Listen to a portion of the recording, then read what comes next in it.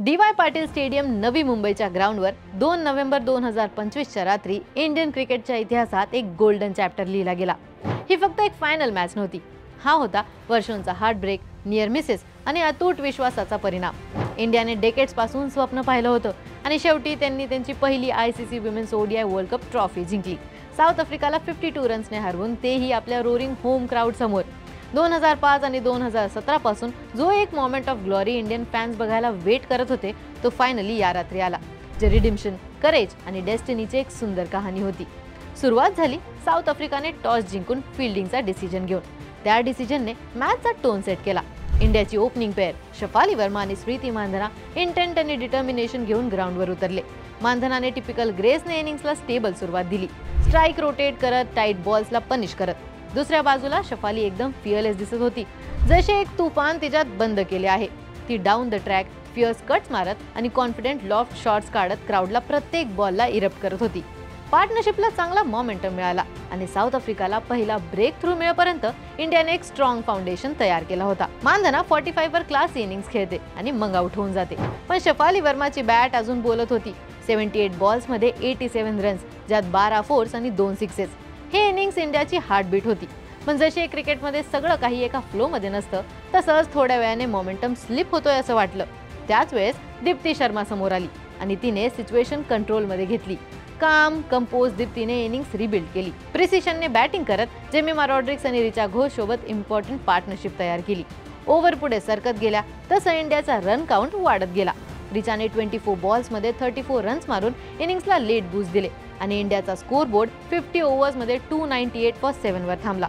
ही एक perfect innings नव्हती, काही स्टंबल्स, प्रेशर मोमेंट्स होत्या, पण हा नॉक बोल्ड होता, कॉन्फिडंट होता आणि एक स्टेटमेंट होता। स्टेडियममध्ये ॲटमॉस्फिअर इलेक्ट्रिक झालं होतं। 299 रन्स हा फरक होता स्वप्न आणि वास्तव यांच्यामध्ये। दुसऱ्या इनिंग्समध्ये साऊथ आफ्रिकाने कॉन्फिडंट सुरुवात केली। लॉरा वुल्फार्ड, साऊथ आफ्रिकाची कॅप्टन आणि त्यांच्या टीमची सगळ्यात कन्सिस्टंट परफॉर्मर, समोरून टीमला लीड करत होती। तिचे शॉट्स फ्लॉलेस होते, कव्हर ड्राईव्हज, कट्स, काम स्ट्रोक प्ले, सगळं प्युअर क्लास होतं। इंडियाचे बॉलर्स डेस्परेटली ब्रेक थ्रू शोधत होते, पण वुल्फार्ड इमूव्हेबल दिसत होती। 98 बॉल्समध्ये 101 रन्स घेऊन तिच्या सेंचुरीने स्टेडियममध्ये एकदम शांतता पसरली, जणू सगळ्यांचा श्वास रोखला होता। एक वेळ असं वाटलं की मॅच फ्लिप होईल। साऊथ आफ्रिका टार्गेटपासून फक्त 100 रन्स दूर होती आणि विकेट पण हातात होत्या। पण मग ट्विस्ट आला, एक अनएक्सपेक्टेड सोर्समधून। शफाली वर्मा, जिच्या बॅटने मॅच सेट केली होती, ती बॉल घेऊन मिरॅकल घडवते। सरप्राईज एलिमेंटमधून ती आली आणि तिने पार्टनरशिप तोडली। तिच्या 2 क्विक विकेट्सने साऊथ आफ्रिका डगआउटमध्ये पॅनिक झाली। स्टेडियम मधला रोर असा होता की हे फक्त विकेट्स नाही, हे हिस्ट्री कॉलिंग होती। मग आला दीप्ती शर्माचा स्पेल ऑफ डेस्टिनी। दीप्ती बॅटने ऑलरेडी हिरो होती, पण बॉलनेही ती लेजेंड बनली। तिचा कंट्रोल, व्हेरिएशन आणि कामनेसने प्रोटेजच्या मिडल ऑर्डर डिसमेंटल केला। तिच्या स्पेलमध्ये ती वुल्फार्डला पण डिसमिस करते आणि हिस्ट्रीमध्ये आपले नाव लिहून जाते। साऊथ आफ्रिकाचा चेस 209 फॉर 5 वरून 246 ऑल आउट वर कोलॅप्स झाला। दीप्तीचा स्पेल 5 फॉर 39 एक अनफॉर्गेटेबल परफॉर्मन्स होता।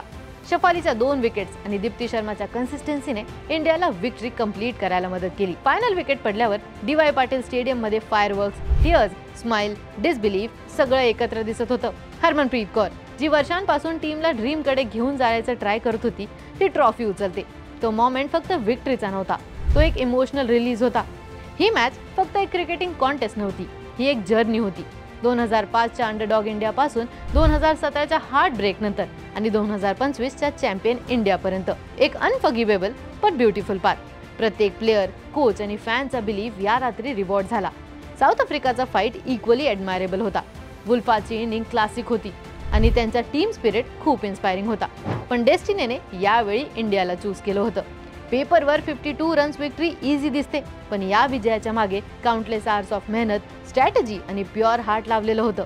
मिडनाईट नंतर पण सेलिब्रेशन थांबलं नाही।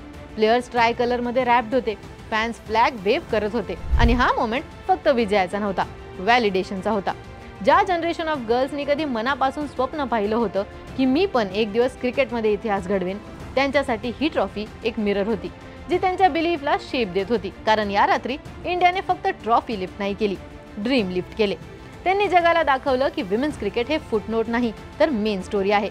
आणि यू नेव्हर नो, काल ही मॅच बघून देशात कुठेतरी एक छोटी मुलगी टीव्ही समोर बसली असेल, स्क्रीनवर इंडियाची विक्ट्री सेलिब्रेट होताना पाहत असेल आणि त्या मोमेंटला तिच्या मनात एक विचार आला असेल की समडे दॅट विल बी मी. आता टीम इंडियाचा हा कॉन्फिडंट बॅलन्स स्क्वॉड पुढील वर्षात पण वर्ल्ड क्रिकेटवर रूल करेल का? तुम्हाला काय वाटते हे आम्हाला कमेंट्समध्ये कळवा आणि अशाच क्रीडाविषयक ट्रेंडिंग अपडेटसाठी AGC स्पोर्ट्सला सबस्क्राईब करायला विसरू नका.